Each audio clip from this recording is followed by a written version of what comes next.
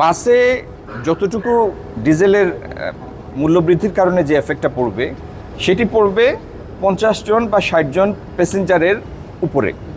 তো যাত্রী প্রতি টিকিটের মূল্যের কোনো নাটকীয় পরিবর্তনের কোনো সুযোগ নাই, পণ্য মূল্যের উপরও এটার বিরাট কোনো অভিজ্ঞতা আসার সুযোগ নাই।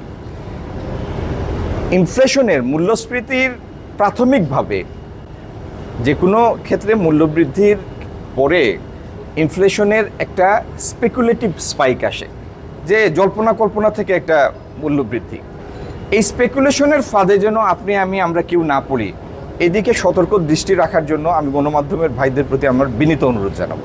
বৈশ্বিক নৌপথের একটা অংশ তো কার্যত বন্ধ, এবং জ্বালানি তেলের মূল্য, পেট্রোলিয়ামজাত পণ্যের মূল্য বিপুলভাবে বৃদ্ধি পেয়েছে।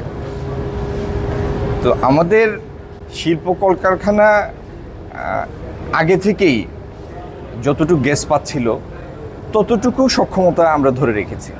এখানে একটা জিনিস বুঝতে হবে, আমরা যদি পুরো দেশটির পুরো প্রয়োজন মেটাতে চাই তাহলে 4000 থেকে 4300 MMCFD গ্যাসের প্রয়োজন।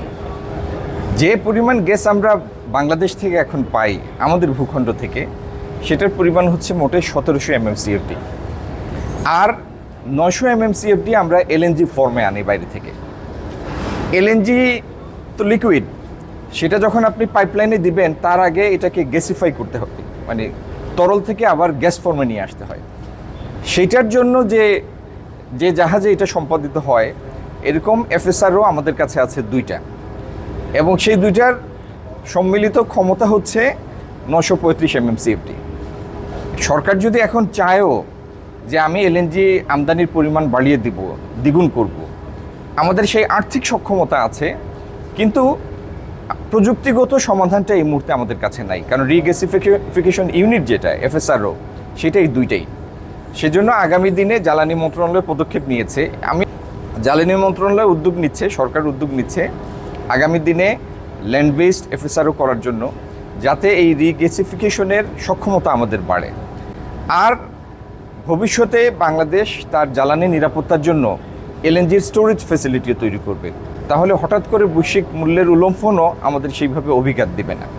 তো এই জন্য ওই সক্ষমতা অর্জন পর্যন্ত ইচ্ছা করলেও আমরা নাটকীয়ভাবে এটা বৃদ্ধি করতে পারবো না।